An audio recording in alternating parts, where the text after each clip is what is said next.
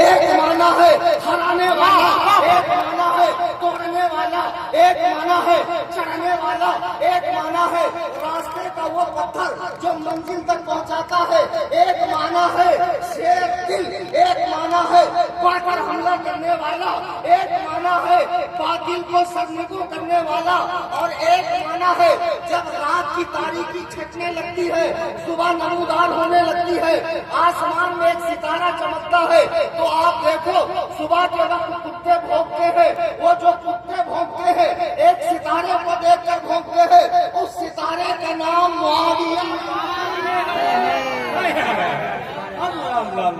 नारे तकबीर, नारे रिसालत, अज़मते सहाबा, मसलके आला हज़रत। आसमान में एक तारा है मुआविया नाम का, जब वो सुबह निकलता है तो कुत्ते भौंकते हैं। अजीब बात है, आज भी जब मुआविया का नाम निकल जाए तो कुछ कुत्ते बेलगाम होकर भौं भौं करने लगते हैं। खुदा की कसम ये नामे मुआविया का असर है। अच्छा, दूसरी बात एक नुक्ता देकर जाए, वैसे तो भाई कितनी आवाज खींच रहा है कि मेरा तकरीबन 1.5 किलो पसीना बह गया, और मुझे ऐसा लग रहा है शायद पीछे आवाज नहीं आ रही, आ रही है।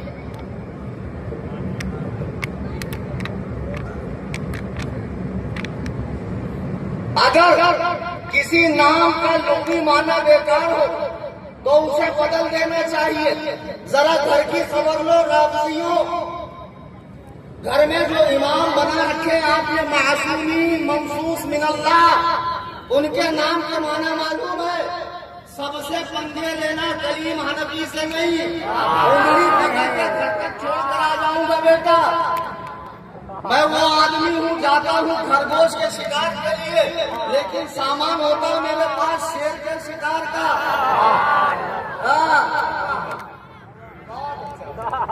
मुआविया नाम में खराबी है।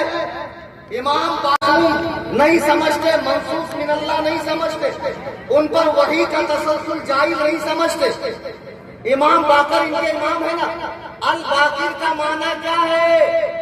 अल बाकिर का माना दूध देने वाली गायों का रेवड़, गायों का रेवड़, यानी बहुत सारी गाय हो तो उनको अल बाकिर कहा जाता है।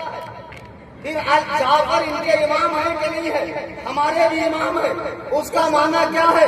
बहुत ज्यादा दूध देने वाली ऊँटनी। तो अब कोई कहे इमाम जाफर का नाम बदलो तो उस बेवकूफ की ये बात मानी जाएगी। अब्बास किसका आलम ये उठाते हैं? सुन्नियों आलम पंजे धागे घोड़े करे या 10 मिनट में मान जा, वरना बहुत ठोको। तो मुफ्ती अख्तर हुसैन अली साहब ने बहुत फायदे से पोल खोली। ऐसे ही मिर्जा इंजीनियर को लोग बहुत बड़ा तोप कहते हैं। मैंने हसन अल्लाह यारी को 19 नवंबर पिछले महीने, कौन सा महीना था? अप्रैल, 19 अप्रैल को मैंने कलकत्ता की सरजमीन से चैलेंज दिया। हसन अल्लाह यारी ने मेरा चैलेंज कबूल किया। 13 जून का मुनाजरा फिक्स है। मिर्जा इंडिया आ नहीं सकता, मैं पाकिस्तान जा नहीं सकता। मिर्जा को बड़ा नाज है अपने फॉलोवर्स के ऊपर और अपनी तहकीक के ऊपर।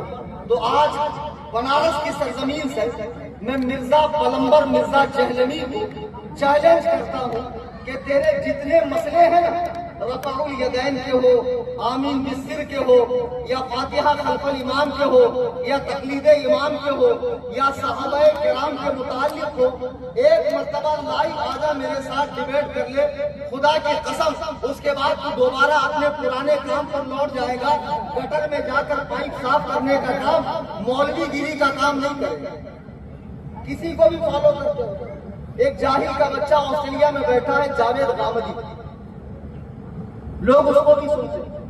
अब वो साहब ने जितनी चीजें हराम थी सब हलाल कर, अब 2-4 ही बची है जो हलाल करना बाकी। हदीसे पाक है, अल्लाह के नबी फरमाते हैं औरत तन्हा हज के सफर पे नहीं जा सकती। जावेद गामदी कहता है कि वो जमाना जिसमें नबी ने कहा था वो जमाना अलग था, आज का जमाना बहुत अलग है। फ्लाइट में बैठी डायरेक्ट जिद्दा उतर गई, जिद्दा से बजरिया कार या बजरिया बस काबा पहुंच गई।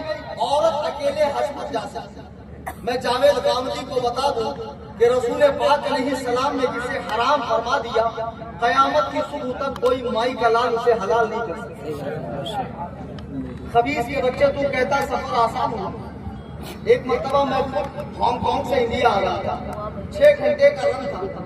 एयर टर्बुलेंस की वजह से मुझे गुजरात लेकर गई थी।